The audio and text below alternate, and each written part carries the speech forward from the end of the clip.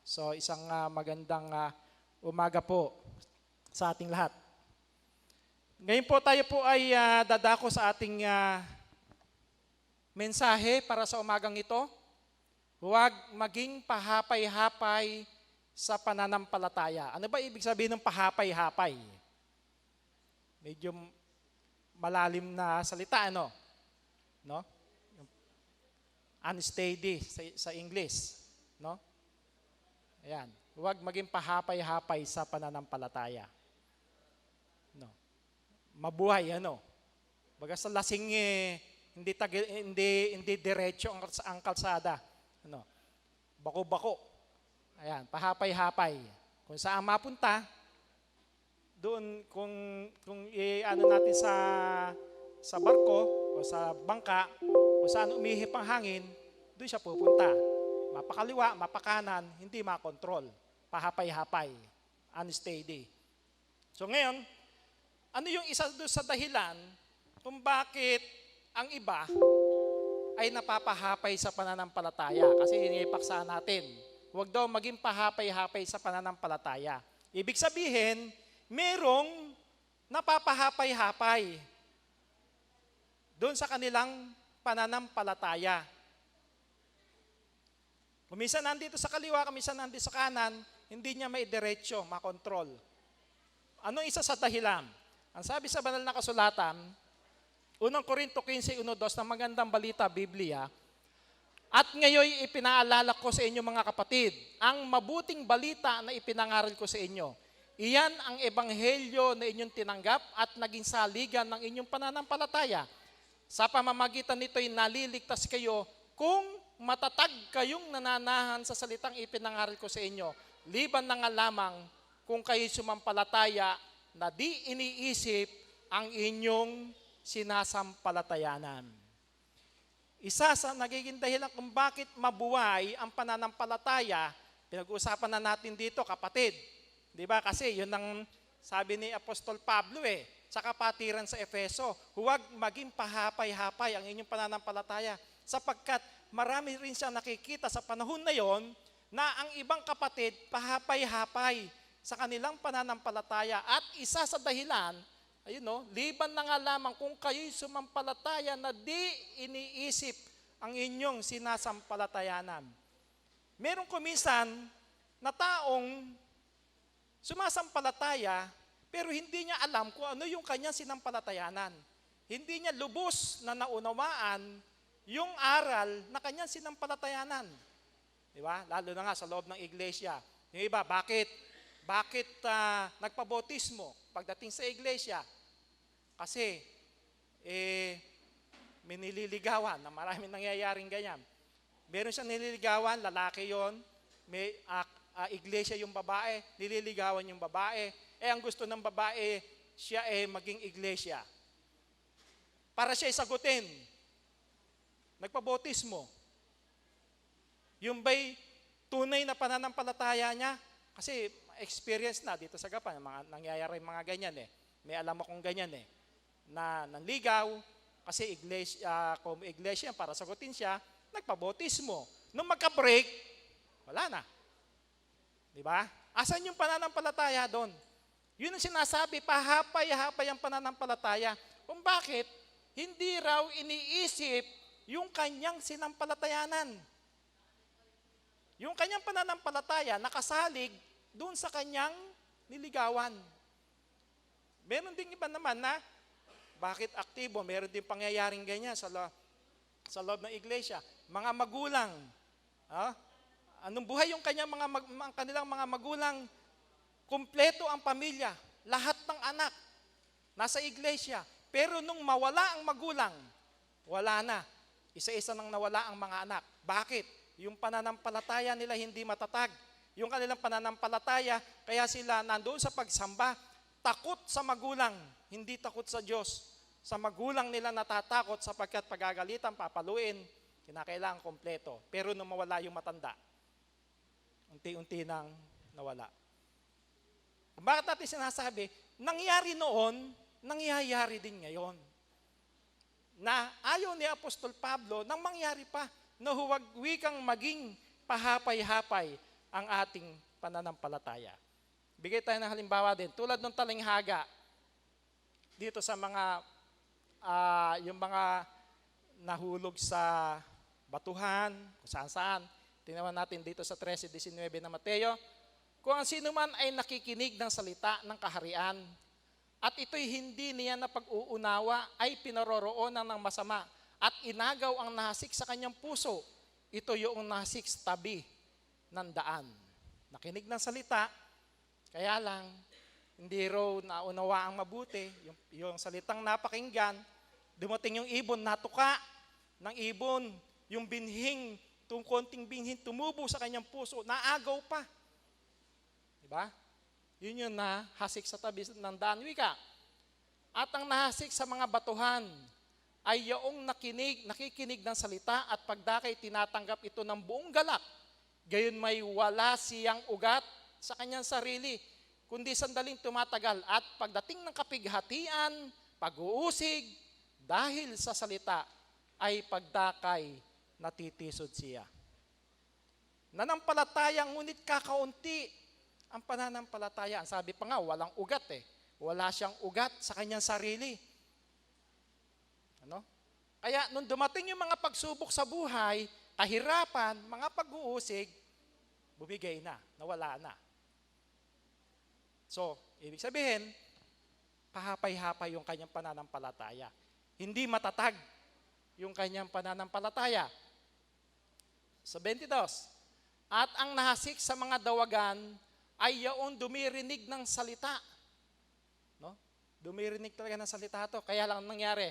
Ngunit ang pagsusumakit na ukol sa sanglibutan at ang daya ng mga kayamanan ay siyang umiinis sa salita at yaoy nagiging walang bunga. Kumbaga, ito na, mas, doon sa dalawa, mas matibay ito.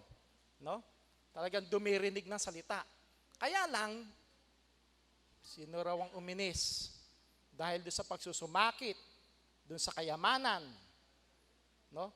Sa mga ukol sa sanglibutan, mga kalayawan ng sanglibutan, nawala. Diba? So, ganun na nangyayari eh. Kulang sa pananampalataya. Naging pahapay-hapay ang pananampalataya. Kaya nga, kung ating nga i-compare sa panahon natin, sana hindi maging ganun sa loob ng iglesia. Meron man ilan, hindi natin maiiwasan yan. Kasi talagang nasusulat naman sa banal na kasulatan yan. Talagang mangyayari at mangyayari yan.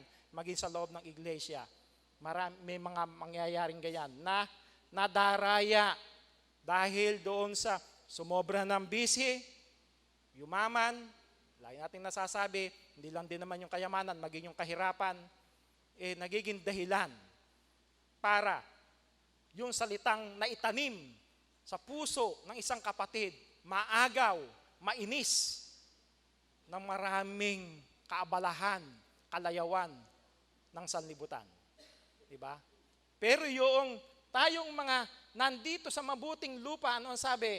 At ang nasik sa mabuting lupa ay siyang dumirinig at nakauunawa ng salita na siyang katotohanang nagbubunga, ang ilay tig-100, ang ilay tig-60 at ang ilay tig-30. Merong bunga. Yung pananampalataya naging matibay, hindi lang din siya, kundi nakapag-akay pa ng mga kaluluwa, ng mga taong makakasama sa pagpuri sa Panginoon. Yung salitang naitanim sa kanya, naipahayag din, nagbunga, naipangaral din sa sambahayan, sa kaibigan, office mate, mga kakilala, naipahayag. Nagkaroon daw ng bunga, yun yung nahasik sa mabuting lupa. Yun yung hindi naging pahapay-hapay ang pananampalataya. Yun yung talagang matatag, nanindigan sa kanyang pananampalataya. Diba? Nanindigan. Kaya yun ang magandang tularan na dapat na gawin ng bawat isa sa atin. At kung ano yung dapat nating gawin upang hindi tayo mapahapay-hapay sa pananampalataya.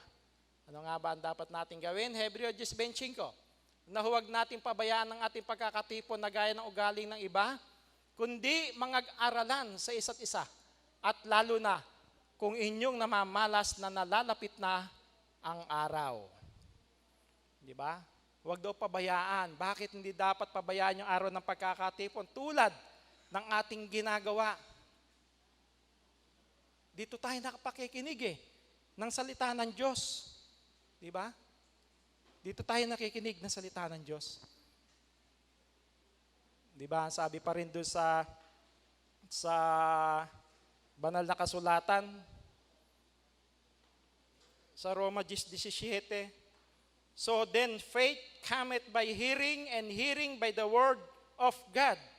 So yun daw pananampalataya nang gagaling sa pakikinig, at ang pakikinig ay sa salita ng Diyos. Kaya, kailan natin maririnig yung salita ng Diyos? Sa araw ng pagkakatipon. Kaya napakahalaga nung araw ng pagkakatipon, sapagkat dito sa oras na ito, nadadagdagan yung ating kaalamang pang-espiritual, yung ating kaalaman tungkol sa banal na kasulatan, sa salita ng Diyos, sa pamamagitan wika ng salita ni Kristo. Kaya napakahalaga nung hindi tayo nakapagpapabaya sa ating tungkuling pananambahan. Kumbaga nga tayo sa pagkain pang material sa physical, lagi natin pinakakain, di ba? 3 times a day, meron pang merienda sa tanghali, may merienda pa sa hapon, meron pang midnight snacks kung minsan. No? Kumpleto. Pagkatapos ito, minsan sa isang linggo, hindi pa magawa ng ilan. Kaya nga ang sabi, huwag nating pabayaan yung pagkakatipon na gaya ng ugali ng iba. No? Kundi mangag-aralan tayo. Sapagkat dito natin nalalaman, natututunan yung mga salita ng Diyos. Kung paano kung nasa pagsamba tayo, tulad dito. Sabi nga, tinutupad natin ito, no? Huwag daw pababayaan nandito nga tayo. Kaya lang, ano yung kasabihan? Baka physically present, mentally absent. May pakinabang ba doon? Physically present ka, pero yung utak mo wala rito, nandun sa labas. Ang sabi sa banal na kasulatan, yun daw sa pamamagitan ng pakikinig, doon natin malalaman yung salita ng Diyos hindi ka nakikinig. Yung isip mo nandun sa labas. Wala rin, di ba? So kinakailangan, physically present, mentally present pa rin. Hindi absent. Di ba? Kaya anong sabi sa banal na kasulatan? Hebreo 5:11-12. Tungkol sa kaniya'y marami kaming sasabihin at mahirap na saysayin. Palibhasa'y nagsipurul kayo sa pakikinig. Ang sabi? Nagsipurul sa pakikinig. Sapagkat nang kayo'y nangararapat ng maging mga guro dahil sa kaluwatan, ay muling kayo'y nangangailangan na kayo'y turuan ninuman na mga unang simulain ng aral ng Diyos at naging tulad sa mga nangangailangan ng gatas at hindi ng pagkaing matigas. Baka, yun napakinggan niya, nandito nga, pero hindi naman nakikinig. No. Kaya pagka may dumating na nangaral ng iba, hindi mo maipanindigan yung iyong pananampalataya. So hindi dapat na maging ganoon. Kaya narito tayo sa bahay-sambahan para mag-aral ng salita ng Diyos upang kung dumating man yung meron tayong nakausap na ibang pananampalataya, kaya nating panindigan yung ating pananampalataya. Diba? Pero kung wala kang alam sa banal na kasulatan, baka aamin ka na lang ng aamin. Diba? Kung ano nila sabihin ng kausap mo, pabor ka na lang. Yun na nga yung pahapay-hapay. Pagka umihip, doon ka na lang sa kaliwa. Kung saan ka dalhin, doon ka na lang. So, kinakailangan talaga yung pag-aaral sa salita ng Diyos. Kung ganoon ang magiging kalagayan ng isang kapatid, nagsipurol daw sa pakikinig, ano maaaring mangyari kung may ibang mangaral sa kanya? Efeso 4:14, pinakunan ng ating paksa, upang tayo huwag nang maging mga bata pa na napapahapay dito't doon at dinadala sa magkabi-kabila ng lahat na hangin ng aral sa pamamagitan ng mga daya ng mga tao sa katusuhan ayon sa mga lalang ng kamalian. Yan. So kaya tayo naaralan para hindi raw mapahapay-hapay, no? Isang kadalhin nung hangin, nung ka na lang. Di ba? So, pagdating sa pananampalataya, may pagtatanggol mo yung iyong pananampalatayang dala. Di ba? Kung aral ka sa banal na kasulatan, nakinig ka ng turot aral sa lingguhang pagsamba, marami kang natutunan, sino man na makausap mo, hindi ka madadaya. Kasi yan, sa pamamagitan wika ng mga daya ng mga tao, sa katusuhan. Kuminsan ngayon, ang pagdating sa banal na kasulatan, hindi naman pinag-uusapan kuminsan yung katotohanan para maitindig mo na patunayan mo na ikaw ay tama Kuminsan pagalingan, patalinuhan, patalasan. Yan ang katusuhan, daya ng tao. Di ba? Hindi na yung aral, magkamali ka lang ng isang word, hahabulin ka na. Pero, pagalingan na lang. Hindi dahil dun sa aral. Yan ang katusuhan ng tao. Kaya, kung meron tayong alam, hindi tayo madadaya. Hindi naman tao. No? Na tayo maililigaw ng kanilang maling aral. Ngayon, nangyari nito noon sa panahon ni Apostol Pablo. Ano bang nangyari noon? Kaya sinasabi ni Apostol Pablo na huwag kayong pahapay-hapay. Galatia 1:6-9. Ako'y namamangha na kay dali ninyo nagsilipat sa ibang ebanghelyo, buhat sa tumawag sa inyo sa biyaya ni Kristo, na ito'y hindi ibang ebanghelyo, kundi mayroong ilan na sa inyo'y nagsisiligalig at nangag-iibig na pasamain ang ebanghelyo ni Kristo. Datapuat kahimat kami ong isang anghel na mula sa langit ang mangaral sa inyo ng anumang ebanghelyo na iba sa aming ipinangaral sa inyo ay matakwil. Ayon sa amin sinabi ng una ay muling gayon ang akin sinasabi ngayon. Kung ang sino man ay mangaral sa inyo ng anumang ebanghelyo na iba kaysa inyong tinanggap na ay matakwil. Di ba? Kaya gaya sabi ni Apostol Pablo, ako'y namamangha na kay dali ninyo nagsilipat sa ibang ebanghelyo. Nangyari na noon yan Di ba? Yung kapatiran doon, naaakay ng ibang ebanghelyo. Bagamat naturuan na yung tinanggap na ebanghelyo mula sa Panginoon Kristo, mula sa mga apostol, tinanggap na nila. Pero tinanggap pa rin nila yung ibang ebanghelyo. Bakit tinanggap? Dahil sa kahinaan ng pananampalataya. Dahil ang kanilang pananampalataya naging mabuhay, naging pahapay-hapay. Bakit? Nagsipurol wika sa pakikinig. Di ba? O walang napakinggan. Paano nga titibay sa pananampalataya? So kinakailangan talaga na talagang nandito man tayo, physically present, mentally present pa rin.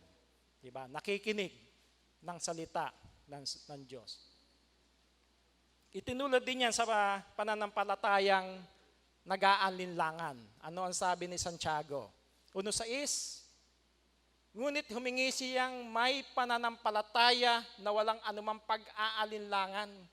Sapagkat yaong nag-aalinlangan ay katulad ng isang alon ng dagat na itinutulak ng hangin at ipinapadpad sa magkabi-kabila. Tinulad dun sa nag-aalinlangan. Kaya isa pa rin sa meaning nung pahapay-hapay, mapag-alinlangan. Saan? Sa kanyang pananampalataya. Nakita natin yung doon, ano yung tawag doon? Timon. Yung parang tela sa bangka. Malilit na barko. Merong ganyan. Ano yun? Di ba yun yung nagko-control? Kapag umihip ang hangin, para hindi siya madala ng hangin doon, kokontrolin niya yun May pinipihit sila dyan. Kumbaga, yan ang pinakamanibela. So yun ang pang-control nila. Alisin mo yan, pag nawala yung timon, Doon sa bangka, kung saan na lang umihip ang hangin, doon na lang siya papad pa rin. Di ba? Wala na siyang magagawa. Wala siyang pang-control eh. Pagdating sa pananampalataya, yung timon, yun din ang ating pananampalataya. Yun ang ating pinangkokontrol. Yun ang ating ipinanlalaban sa mga hanging aral ng sanglibutan. Di ba? Yun ang ating ipanlalaban. Pero pagka wala ang iyong pananampalataya, paano ka makalalaban? Mahina ang iyong pananampalataya, paano mong lalabanan yung mga hanging aral na yan na dumarating? Maging sa mga pagsubok sa buhay. Kung dumarating ang mga pagsubok sa buhay, konting, wala kang mahina yung pananampalataya mo. Bagsak na yung timon na yon. Wala ka ng timon. Paano mangyayari? Di ba? Wala ka ng panlaban. Napakahalaga na kinakailangan matibay, matatag yung ating pananampalataya para anumang hamon ng buhay, hindi tayo madadaya, hindi tayo madadaig nung hanging aral ng sanglibutan. Diba? Kundi maninindigan tayo. Makokontrol natin. Yun ang ipangkokontrol natin. Diba? Sabi sa banal na kasulatan ni Apostol Pedro, labanan ninyong matatag ang dyablo. No? Gaya ng liyong umuungal. Ano yung ipanlalaban natin? Labanan niyo wika ng inyong pananampalataya. Kaya yung pananampalataya, ang ating ipanlalaban, yun ang timon natin na siyang magkokontrol sa atin upang malabanan natin anumang hamon ng buhay, mga pagsubok sa buhay, mga iba't ibang aral ng sanlibutan na dumating sa iyong pandinig, merong kang panlaban. Yun ang ating pananampalataya. Yun ang ating ipanlalaban daw. Labanan ninyong matatag ng inyong pananampalataya. Kaya napakahalaga nung pananampalataya. Hindi wala, kung nasa atin yung matibay na pananampalataya, walang alinlangan na lahat ng pagsubok na dumating sa ating buhay, kaya nating lagpasan. Kaya nating harapin. Di ba? Dahil talagang nananampalataya tayo na tayo'y tutulungan ng Panginoon. Ngayon, ano rin yung darating sa kanila kapag nadaya ng salitang walang kabuluhan? Kapag yung pinag-usapan natin, yung mga nadaya, napahapay-hapay ang pananampalataya, ano nga ba ang sabi sa Efeso 5:6? Huwag kayong madaya ng sinuman na mga salitang walang kabuluhan, sapagkat dahil sa mga bagay na ito'y dumarating ang galit ng Diyos sa mga anak ng pagsuway. Kaya ang darating daw, doon sa naging pahapay-hapay ang pananampalataya at nadaya, galit ng Diyos ang siyang kanyang kakaharapin. Pero, kung hindi ka nadaya, talagang pagpapala mula sa Diyos ang ipibigay. Bakit lagi tayong pinapaalalahanan ni Apostol Pablo na huwag tayong nag-aalinlangan sa ating pananampalataya, huwag tayong pahapay-hapay? Bakit lagi niyang idinidiin sa atin yun na pagpapaalala? Colossus 2:4, magandang balita Biblia, sinasabi ko ito upang hindi kayo mailigaw ninuman sa pamamagitan ng mga mapang-akit na pananalita. Marami ngayon na mapang-akit na pananalita, no? Dahil sa kagalingan, sa pangangaral, kahit mali, magaling magsalita, na ililigaw. Kaya lagi nandun yung tagubilin ni Apostol Pablo. Kaya tayo pinalalakas, pinatitibay sa ating pananampalataya, na tayo lagi na mag-aral ng salita ng Diyos para hindi tayo mailigaw ninuman na mga mapang-akit na pananalita. Di ba? Marami ngayon, mapang-akit na pananalita. Sino hindi sasama dun sa once saved, always saved forever? Di ba kagandang aral nun? Mapang-akit. Biro mo, once saved, always saved forever. Pagka nasama ka sa kanila, ligtas ka na. Ano man ang gawin mo, ligtas ka na. Mapang-akit yun. Di sasama ka na nga. Kahit pala ano gawin mo, kunya nasama ka na sa kanila, kahit na gumawa ka ng masama, kahit na hindi ka na sumamba, nabautismo ka na sa kanila, kasi yun ang pangako Once saved, always saved di kaganda. Diba? Mapang-akit. Kung wala kang alam sa banal na kasulatan, mahina yung pananampalataya, maaakit ka. Nadaya ka na. Diba? So marami pang mga aral na mapanghikayat, mapang-akit, na nabibihag. Sino yung nabibihag? Yung mga mahihina ang pananampalataya. Ayon ba kay Kristo, yung dala nilang aral, yung mga mapang-akit na panalitaro na yan? 2:8. Kayo'y magsipag-ingat, baka sa inyo'y may bumihag sa pamamagitan ng kanyang filosofya at walang kabuluhang pagdaraya ayon sa salit-saling sabi ng mga tao, ayon sa mga pasimulang aral ng sanlibutan at di ayon kay Kristo. Hindi pala ayon kay Kristo. Mga turot aral lang pala ng tao. Turo ba ng Diyos yung once saved, always saved?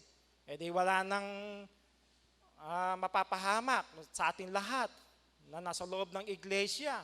Paano yung mga umalis? Paano yung mga bumalik? Naging backslider, bumalik sa dati nilang buhay. Once saved, always saved. Diba? Yun nga mga mapanghikayat na aral yon. So wala daw kabuluhang pagdaraya. At yun ay hindi ayon kay Kristo. Hindi ayon sa turut aral ng Diyos at ng ating Panginoong Hesukristo.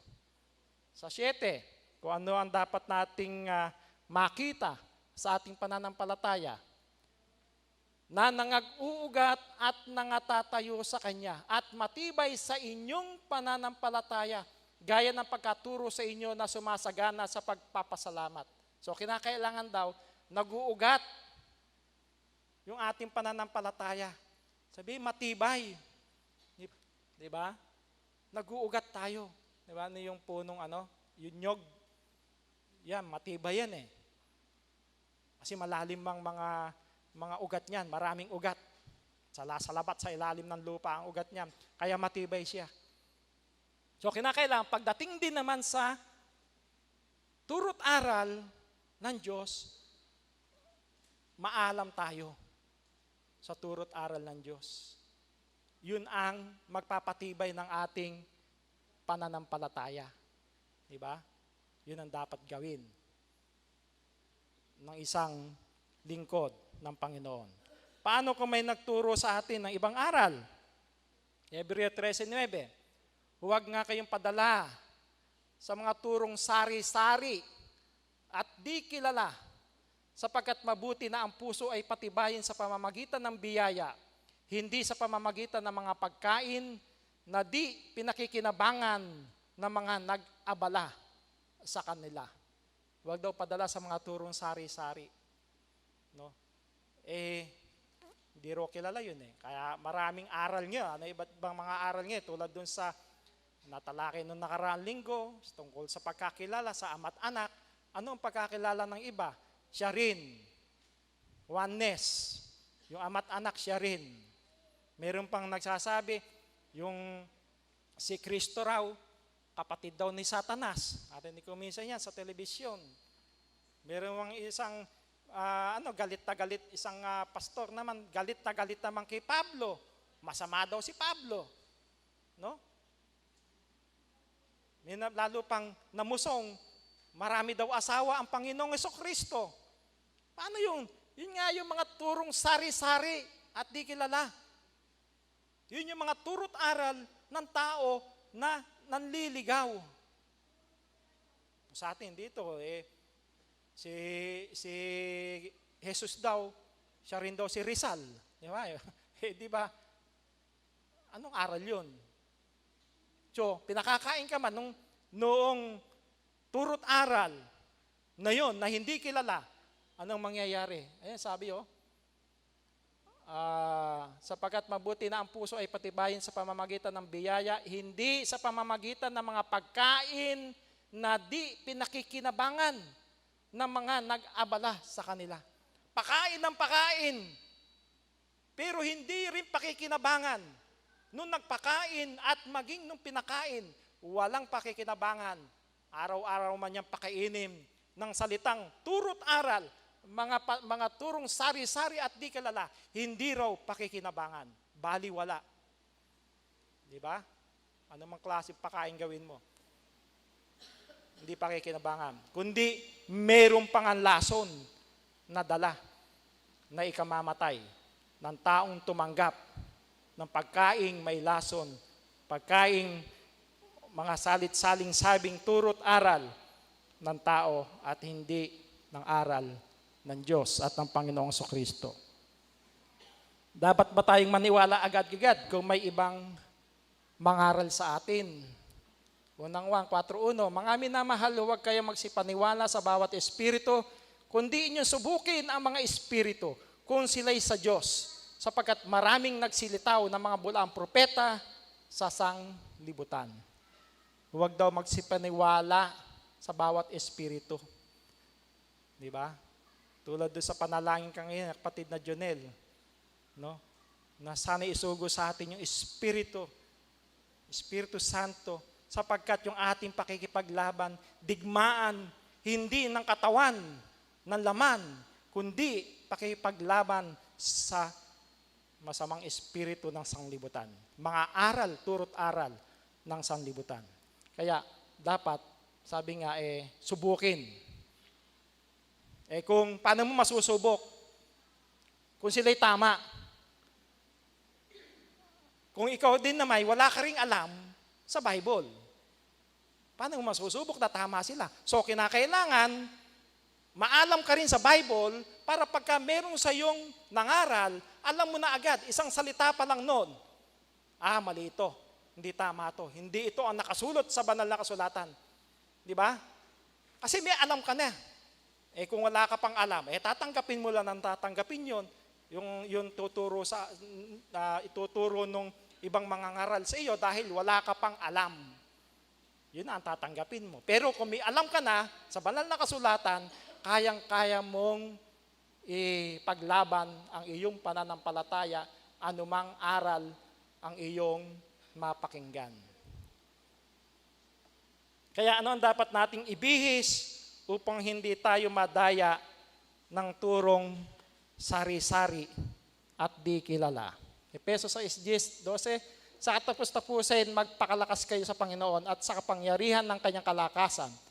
Mangagbihis kayo ng buong kagayakan ng Diyos upang kayo'y magsitibay laban sa mga lalang ng dyablo, sapagkat ang ating pakikibaka ay hindi laban sa laman at dugo, kundi laban sa mga pamunuan, laban sa mga kapangyarihan, laban sa mga namamahala ng kadilimang ito sa sanglibutan, laban sa mga ukol sa espiritu ng kasamaan sa mga dakong kaitaasan. Yan ang ating pakikipaglaban. Hindi ro sa laman, hindi tayo makikipagsuntukan, no? Hindi tayo makikipagboxing, hindi tayo makikipagbasag hulo, kundi ang ating laban sa mga namamahala, wika ng kadilimang ito ng sanlibutan, mga ukol sa espiritu. Yan ang ating laban. Yung ating pananampalataya, ang ating ipakikipaglaban sa mga nagkalat na maling turot aral ng sanlibutan. Kaya kinakailangan para maipaglaban mo raw yan, kumuha tayo ng buong kagayakan ng Diyos. Ang armor of God. Ano nga ba yung armor of God? Ayan, no? Kompleto. Diba? The helmet of salvation, breastplate of righteousness, belt of truth, sword of the Spirit, shield of faith, feet with peace. Diba? Ano yung ating ipananangga? Yung shield of faith, yung ating pananampalataya. Diba? Kapag dumarating yung maraming pagsubok sa ating buhay, yun ang ating ipangsasangga. Yung shield na yun. Diba?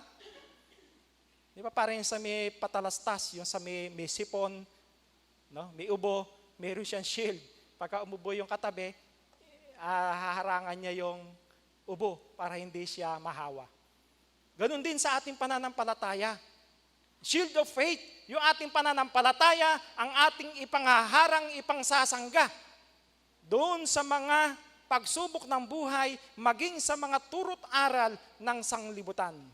Yun ang ating ipangsasangga para hindi tayo madaya. Hindi tayo mawala sa loob ng iglesia. So kinakailangan daw kunin yung buong kagayakan ng Diyos. At ano ang dapat nating gawin? Lalo na sa pagkakilala sa Diyos at sa Panginoong Kristo. 4:14 ng Hebreo, yan mga tayo'y mayroong isang lubhang dakilang saserdote na pumasok sa kalangitan, si Jesus na anak ng Diyos, ay ingatan nating matibay ang ating pagkakilala. Yun ang ating iingatan. Yung ating pagkakilala. Di ba napakahalaga ng pagkakilala? Ano ang sabi sa banal na kasulatan? At ito ang buhay na walang hanggan, na ikaw'y makilala nila na isang Diyos na tunay at yaong iyong isinugo sa makatwidbagay si Jesucristo.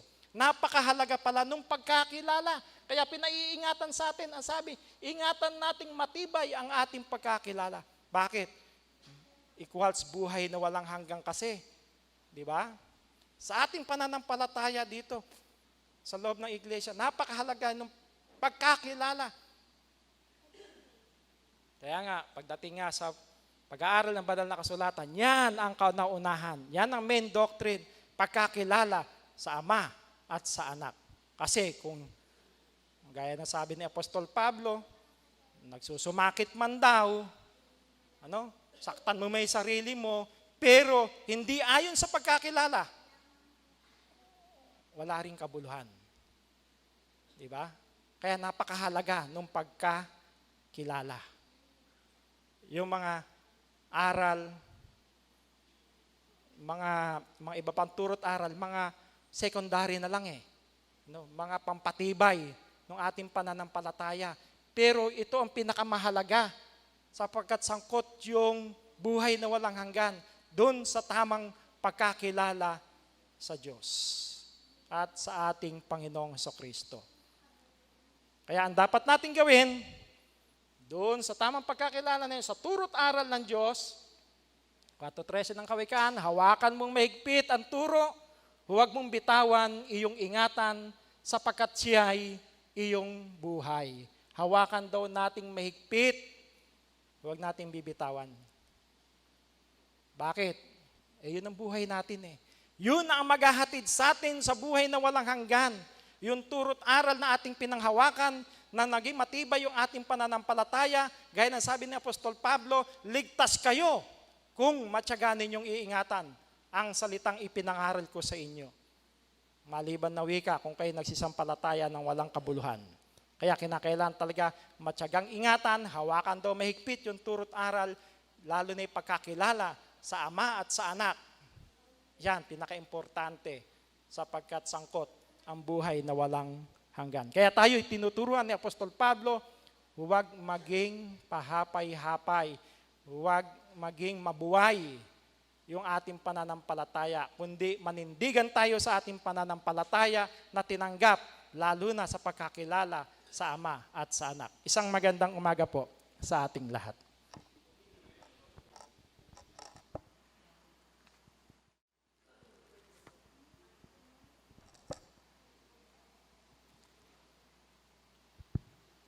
Maraming salamat po, Elder Ferdinand A. Lorido, para sa mensahe.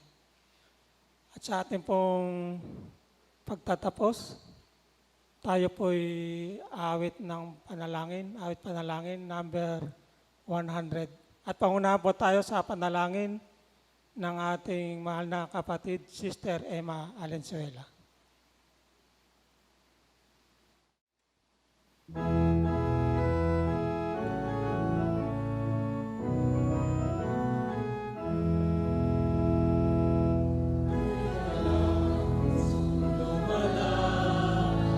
Tumayo po tayo lahat.